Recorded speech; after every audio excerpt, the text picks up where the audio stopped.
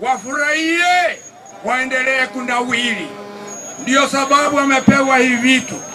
Kwa hivyo pasta atatoa baraka kwa ajili ya vitu ambavyo wamekabidhiwa.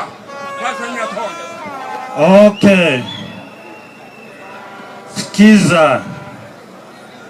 Biblia inasema atawalaye wanadamu kwa haki, ni Samueli wa pili 23 mstari wa 3. Biblia inasema atawalaye wanadamu kwa haki, akitawala katika kicho cha Mungu, atakuwa kama nuru ya asubuhi, jua lichapo asubuhi isiyo na mawingu,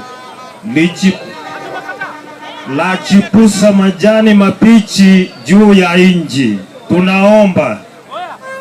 Baba na Mungu wetu uishie juu mbinguni, kwa mara nyingine tunaliita jina lako kwa sababu ya huyu kiongozi.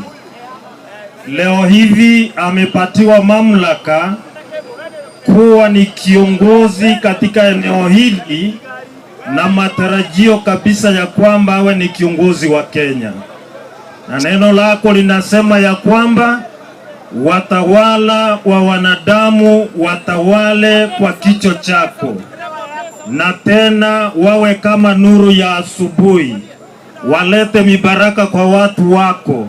Hizi vitu ambavyo amekabidhiwa akatafakari zaidi, na hakika akaenende katika mapenzi yako, na mibaraka yako ikajae katika maisha yake. Hebu muneemesha zaidi katika jina la Yesu aliye mkombozi wetu. Amen.